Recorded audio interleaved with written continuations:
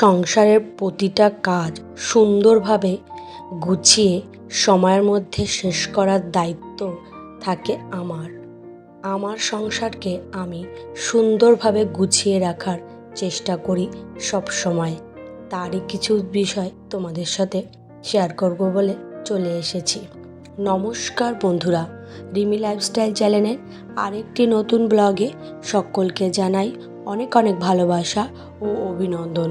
আশা করি দূরে কাছে যে যেখান থেকে ভিডিওটা দেখছো সকলে ভালো আছো, আর তোমাদের ভালোবাসায় আমিও খুব ভালো আছি।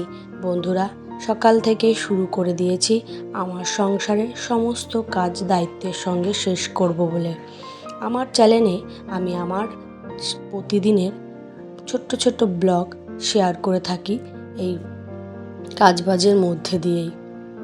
এই যে সকালে উঠেই শুরু করে দিয়েছি ঘর দুয়ার পরিষ্কার করা। সকালে আগে ঘরটাকে ভালো করে ঝাড় দিয়ে নিয়ে এই যে বসে পড়েছি জামা প্যান্ট গুছাতে। অনেক দিনের অনেক কাজ যদি একটুখানি তুমি ঢিলা করে চলো না, তাহলে দেখা যাবে একটা কাজ যদি ঢিলা হয়ে যায় আরেকটা কাজ যেন বেড়ে যায়।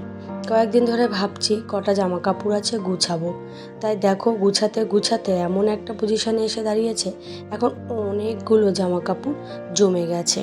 আসলে মেশিনের কাজে খুব ব্যস্ত ছিল, মানে এমার্জেন্সি ছিল, তার জন্য দুদিন একটু ঘরের কাজ একটু কম হয়েছে। তার জন্য হচ্ছে গিয়ে জামা কাপড়ের পরিমাণ যেন আরও বেড়ে গেছে। এই জামা কাপড়গুলো তাড়াতাড়ি গুছিয়ে এবার শোকেসে রেখে দিচ্ছি, না হলে দেখা যাবে ভালো মন্দ সমস্ত কিছুই যেন একসাথে মিশে যায়। অর্থাৎ যে জামা কাপড়গুলো কাঁচা না, সেগুলোও যেন ওই কাঁচা জামা কাপড়ের সাথে মিলে মিশে যায়। তাই জন্য আগে তাড়াতাড়ি করে সমস্ত কিছু গুছিয়ে রেখে নিলাম। এবার চলে এসেছি ঘরটাকে একটু পরিষ্কার করতে। এবার আমাদের ঘরে ছেলে তো জানোই ছোট আমার, তাই জন্য হচ্ছে বিছনায় প্রায় দিনই বলতে পারো টয়লেট করে দেয়। তাই আমি রোজই বলতে পারো চেঞ্জ করি এই বিছনার চাদর, না হলে আমার আর মানে কি বলবো রক্ষে নেই। তার জন্য তাড়াতাড়ি করে বিছনার চাদরটাকে বদলে নিচ্ছি। বিছনার চাদরটা শুধু বদলাই না, আমি তার সঙ্গে সত্যি কথা বলতে চাদরের নিচে থাকা সমস্ত জিনিসই বদলে দিই। ছেলে তো আমার ছোট, কিন্তু আমার জাজিম অবধি মানে যায় না। তোমাদের আগে তোই বলে দিয়েছি যে প্লাস্টিক দিয়ে তার উপরে একটা ছোট তোষক পাতিয়ে রাখি, যাতে আমরা শুতে পারি এবং অসুবিধা হয় না। আর ছেলে যদি টয়লেটও করে কোনো অসুবিধা হয় না, ও রোজ করে না, ওই দেখা গেল 2-1 দিন পর পর করে, কখনো হয়তো 1 সপ্তাহ করে না, ওই মাঝে মধ্যে করে। আর আস্তে আস্তে বড় হয়ে যাবে তো তখন আর এই সমস্যাটা আমার আর থাকবে না। যাই হোক, ঘরটাকে ভালো করে পরিষ্কার করে নিয়ে এবার চলে এসেছি ঘরটা একটু মুছতে। ঘর ঝাড় দিয়ে গেছি, তাই একটু আগে বারান্দার ঘরটাকে পরিষ্কার করে নিয়ে এই ঘর মুছতে চলে এসেছি।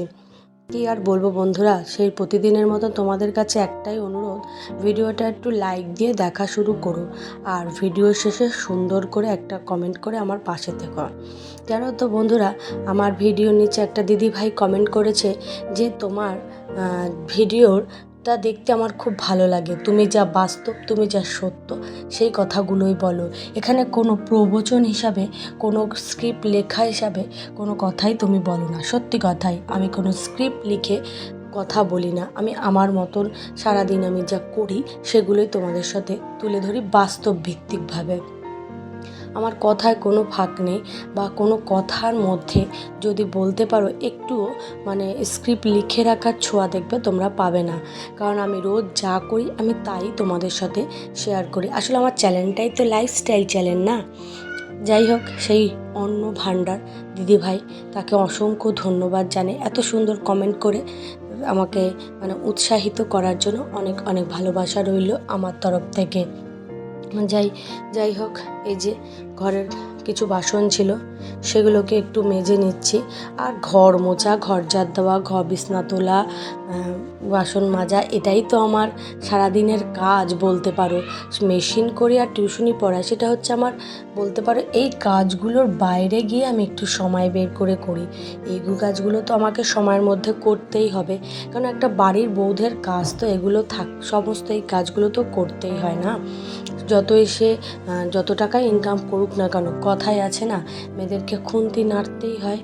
সে যাই হোক, সেটাই আমার হয়তো, যতই আমি টাকা ইনকাম করার জন্য পরিশ্রম করি, দিনরাত মেশিন চালাই, দুবেলা টিউশনি পড়াই, তাতে কি হয়েছে, সময়ের পাখি কিন্তু আমার সংসারের কাজ, প্রতিটা কাজ কিন্তু আমাকেই করতে হয়। এই যে এদিকে দেখো না, জামা কাপড় কেচেছি, মিলতে যাব, দেখো কি বৃষ্টি নেমেছে, হঠাৎ করেই যেন বৃষ্টিটা এসেছে। এই তো কম, এরপরে আরও বৃষ্টি হয়েছে, অনেক বৃষ্টি নেমেছে। যাই হোক বন্ধুরা, এদিকে বৃষ্টি নেমেছে বলে আর জামা কাপড়টা মিলতে পারিনি, ঘরের ভিতরেই দিতে হবে। এদিকে রান্না বসিয়ে দিয়েছি, কারেন্টটা চলে গেছে, তাই এই যে ফ্ল্যাশ জ্বালিয়ে তোমাদেরকে দেখাচ্ছি। লাউ শাক আর ওদিকে হচ্ছে কি ভাত হয়ে গেছে, আর এদিকে কাঁকড়া রান্না করেছি। কাঁকড়াটা একটু কষা কষা, পুরো মাংসের মতনই রান্না করব।